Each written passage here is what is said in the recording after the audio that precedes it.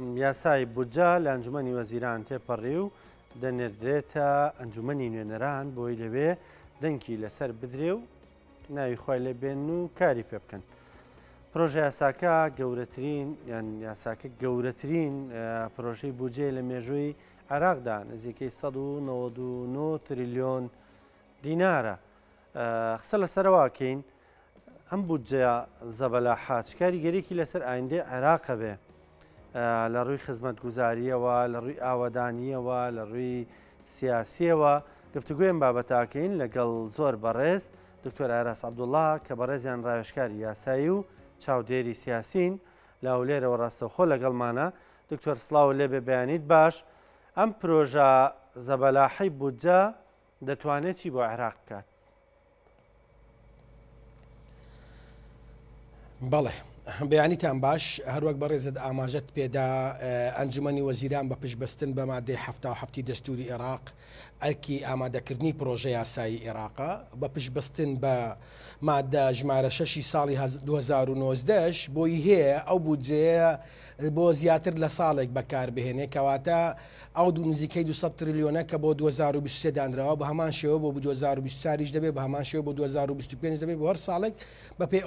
ئەو میزانەیە کەەوە پەسەندەکرد لەلایەن پەرلەمانەوە ئاماژەی پێکری ئەوە کێشەیەک چارەسەرەکە عێراق ناکەوێتە مەعمەعەی دووبارە پرۆژە یاسا و دابەشکردنی بەند و مادەکە یاساییەکان لە نێوان ئەو لێژنانەی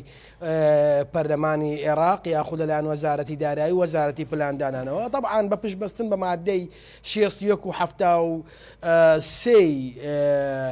دەستوری عێراقیش دوای تێپەڕاندنی لەلایەن با بڵێن پەرلەمانی عێراقەوە سەرۆکایەتی کۆمار واژووی دەکەم. هەروەک دیارە گەورەترین پرۆژەی بودجەیە ئەو پرۆژە بودجەیە لە پاش ساڵی 2023 تاوەکو ئێستا شتیوە ڕووینەداوە لە مێژووی عێراقدا لە زۆر بڕگە و بابەت پارەیە بودجەی باش تەرخان کراوە بۆ ئاستی پارێزگاکان بۆ بنیاتنانەوەی ئەو شارانەی کەوە بەدەستی شەڕی دژی تیرۆر وێران بوونە. باشە لەسەر ئاستی پارێزگاکان بۆ نمون نزیکەی 500 میلیارد دانراوە بۆ بژانەوەی پرۆژەی سیاحی بودجە دانراوە بۆ هەر بوارە لە بوارەکان بودجەیەکی زەبەلاح دانراوە ئەگەر بێت و بە دروستی مامەڵە لەگەڵ ئەو بودجێ بکرێ و گەندەڵی تێدا نەکرێ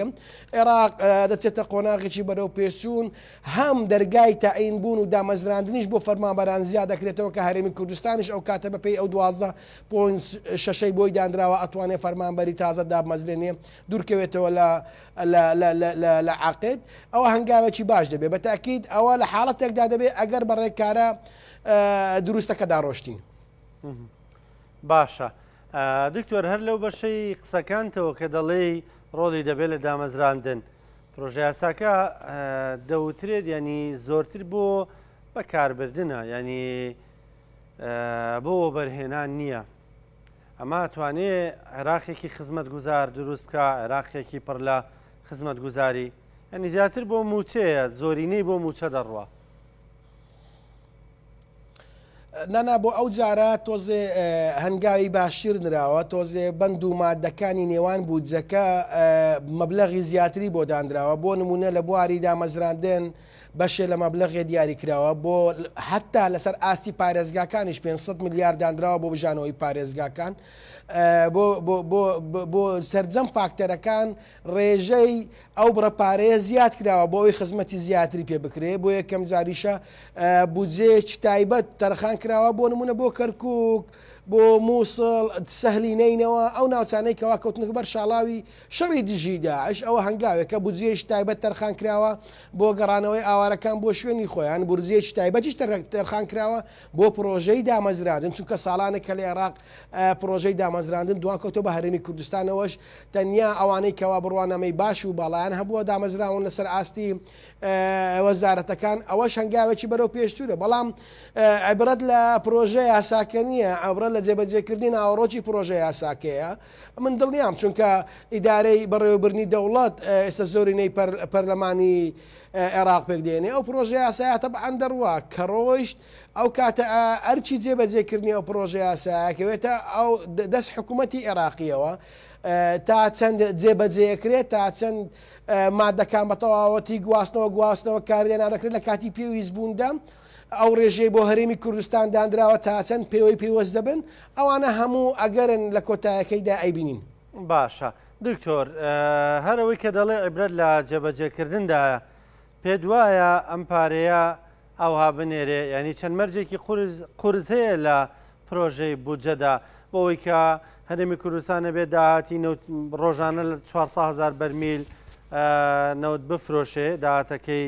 تەسلیم بکە داهاتەکانی تر داهاتە فیدراالەکان هەمووی کۆ بکرێتەوە و تەسلیمی عێراقی بکە ئەنجا داهاتەکان لە ناو سنووخێکا بێ کە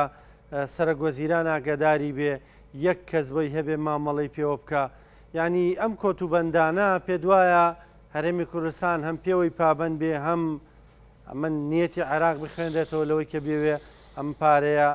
بنێرێ بۆ هەرێم. بە کورتی من باسی ڕێککەوتنی هەولێر و بەغدادۆ دەکەم طبعاً هەرێمی کوردستان لەگەڵ بەغدا لەسەر 5 خاڵی سەرەکی ڕێککەوتووە دەربارەی پرۆژە یاسای بودجێ. یەکەمیان ئەوەیە حکوومەتی هەرێمی کوردستان بڕی 400,000 بەرمیل بنێرێ عێراق وای بداناوە لە پرۆژێش کە ڕۆژانە 3.5 ملیۆن بەرمیل بفرۆشێت لەو 3.5 ملیۆن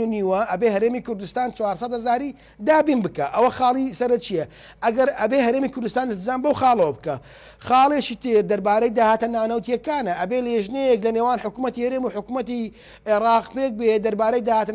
نانەوتیەکانی هەرێمی کوردستان وردبینی بکرێ ئەو داهاتە ناوتیانەوە ئەو لێژنەیە بگا بە سیغەیەک بۆی چۆنێتی ئەو داهاتە ناونەوتەکان بە تایبەتی ئەو کێشمەکێشەی لە نێوان پارتیوێچێتی لە سەر داهاتی ناونەوتی گومرگەکانە کۆکردنەوەی باجە ئەبێ ئەوانش بگا بەدەست بە مرکز و ئەوە لەلایەن ئەو لێژناوە بەشەم سەرپەرشتی بکرێ ئەبێ حکوومەتی هەرێمی کوردستان لە ماوەی 7 ساڵدا قەرزی وەزارەتی بازرگانی بداتەوە. ئەمە هەمومان دەزانین ماوەک لەمەوە بێت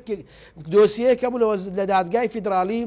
عێراقی دەربارەی ئەوەی کەوا پارەی باە پسولەی باە نەگەڕاوەتەوە بۆ حکوومەتی عێراق بێ حکوومەتی هەرێمی کوردستان لە ماوەی 7 ساڵ ئەو قەرزە بداتەوە. دووبارە خاڵشترمان هەیە هەژمارێکی بانقی نوێ دەربارەی فرۆشتنی نەوتی هەرێمی کوردستان لە نەبانقێکی کوردستان ئەکرێتەوە سەرپەرشتیکردنی و هەژمارە نوێیە لەلایەن حکوومەتی عێراقی و حکوومەتی هەرێمی کوردستانەوە ئەبێ هەردوو لا سەرپەرشتیان بکەن کەواتە ئەبێ ئەو داهاتە بگەڕێتەوە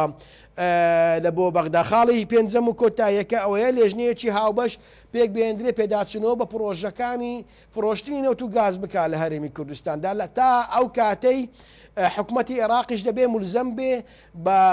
بە چەسپاندنی یاسای نەوت و غاز لە عێراقدا لە پەرلەمانی عێراقیشدا ئەو پرۆژە یاسایە بەڕێ بکرێت سەرجەم کێشە گوروگرفتەکان نامێنێ. ئەو 5 خاڵە سەرچیەیە کە هەردوو لا مولزەمن جێبەجێ بکەن هەر لایەک لەو لایەنەکە گە جێبەجێیان نەکرد ئەوە کێشە دروست دەبێت. بۆ نمونە ئەو 5 خاڵا بێ حکوومەتی هەرێم مولزەم بێ لە هەمان کاتیشدا حکوومەتی عێراق دەبێ مولزەم بێ بە ناردنی 12.6 بودجەی عێراق بۆ هەرێمی کوردستان. وەکو ڕایشکارێکی یاسایی وەکو چاودێرێکی سیاسیش لە دەرەوەی معادلەکان کە دەڕوانیتە ئەو مەرجانە کە دەڕوانیتە پرۆژەی بودجە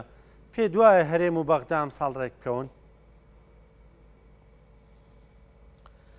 زەختێکی نێودەوڵەتی لەسەر عێراق و لەسەر هەرێمی کوردستان هەیە بۆ گەیشتن بە ڕێککەوتن لەسەر سەرجەم بابەتەکان. بابەتە سەرەکیەکەش ئەو پرۆژە یاسایەکەوە لایەنی کوردی ئامادە بوو هەندێک سازش بکە لە هەمان کاتیشدا مرکزیش ئامادە بوو هەندێک سازش لەسەر ئەوە بکە. یەک لەو پنیاسپاچێکەوە حکوومەتی عێراقکردنی نردنی 400 میلیارد دلارەکە بوو لەژێر هەر ناوێک بێ ناوی قەرزە ناوی سلفێ ناوی هەر شتێکە ئەوە نابێتە زۆر کۆشەمیم ئەوەیە ئەوان 400 میلیارەکەیان نەرکە با بڵێن شایستەی 2 مانگ بۆ هەرێمی کوردستان بوو. دەبێ ئەو ئەرکە ئەخلاقیە کە ڕێککەوتنی ئەکرێت لەو ڕێککەوتنە نوێنەری نەتەوەی گردوەکان تێدا ئەبێ ئەرکێکی ئەخلاقی لەسەر هەردوو لا دروستەکە بێ التزام بکەن. بارودۆخی ڕۆژهەڵاتی ناوەڕاست و ئەو کێشمێکەوە ئەگەرە لە ڕۆژهەڵاتی ناوەڕاست سەر هەڵبدا گرینگە بۆ هاوپەیمانی نێودەوڵەتی بۆ یەکێتی ئۆروپا و بۆ ئەمریکا پەیوەندیەشی تونند و تۆڵ هەبێ لە نێوان هەرێمی کوردستان و حکوومەتی عێراق چونکە بیرمان نەچێ شەڕی رووسیا و ئۆکرانیا کاریگەرێکی زۆر خستۆتە سەر خاریتەی سامانی وزە لە ڕۆژهەڵاتی ناوەڕاست و لە جیهاندا ئەوروپا پێویستی بە سامانی سروشتی عێراق و هەرێمی کوردستان هەیە و ئەمریکاش پێویستی پێ هەیە و بەریتانیاش پێویستی پێ هەیە کۆمەلگای نێودەوڵەتیش بۆ حکومەی ئەرچی پاراستنی ئاشتی و ئاسایشی نێونەتەوەیە ئەو ڕۆهاتووە و هەروەک بینیمان با بڵێن سکرتێری گشتینەتەوە یەکگرتوەکانیش هاتە بەغدا و هاتە کوردستانیش لەسەر ئەو بابەتە لە پشت پەردە زۆر بابەتی تر باس کراوە شەر نییە ئەو ڕێککەوتن و ئەو ڕێککەوتنانەی هەندێک خاڵێکی ڕێککەوتن لە نێوان لایەنەکانەکرێ بدرێتە ڕاگەاندن ئەو ڕێککەوتنانە دوو جۆریە بەشێکی بۆ ڕاگەاندن دەبێ و ئەلا نەکرێکەوە تات لە سەرچەکانە وردەکارەکانیش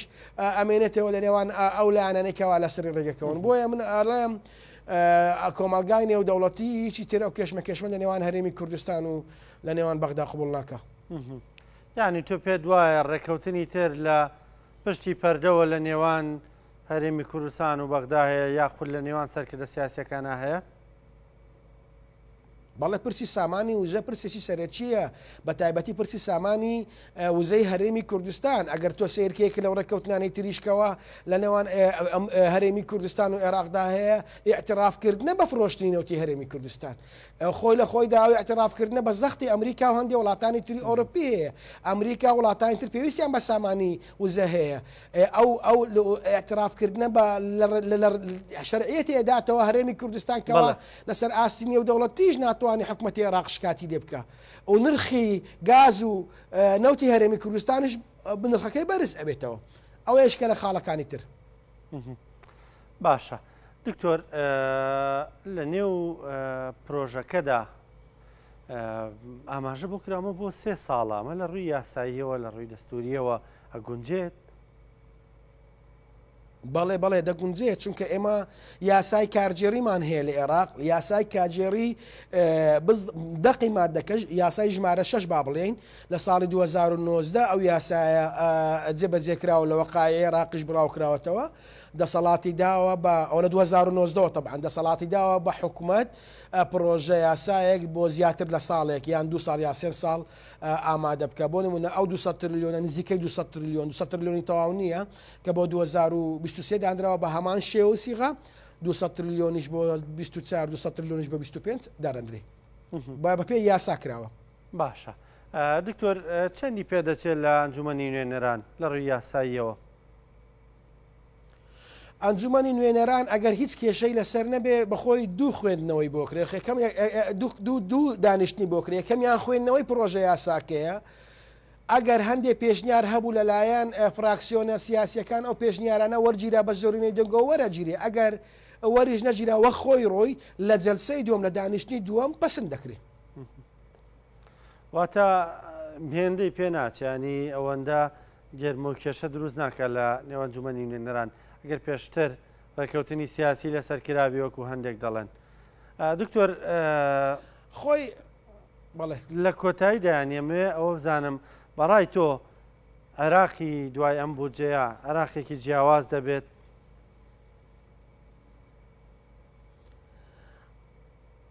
من باسم لە شتێک کرد یعنی ئێستەمە دەستوری عێراقیمان هەیە زۆر جار هەندێک بڕگە و مادەی دەستور پێشێ لەکرێ هەندێک بڕیاری تر هەیە پێشێ لەکرێ عیبرەت لە دەرچواندنی پرۆژە یاسایەک یان لە خود لە یاسایەک نییە لە عێراقدا عیبرەت لە جێبەجێکردنی ئەو ناوڕۆکەی ئەو پرۆژە یاسایش ئەگەر وەکو خۆی کە هاتووە جێبەجێ بکرێ بەڵێ خزمەت دەگەیەنێ بە عێراق خزمەت دەگەیەنێ بە هاونیشتیمانیانی عێراقیش بەڵام ئەگەر گەندەڵی تێدا کرا و ئەگەر وەک خۆی جێبەجێ نەکرا و ئەگەر کێشەی بۆ دروست کرا و دووبارە بە سیاسی کرایەوە بە تاکید خزمەتی عێراق و هەرێمی کوردستان و خەڵکیشی نابێ. زۆر بەڕێز دکتۆر ئاراز عەبدوڵڵا ڕێژکاری یاسایی و چاودێری سیاسی سپاس کە لەگەڵمان بووی سپاس بۆ ڕوونکردنەوەکانت.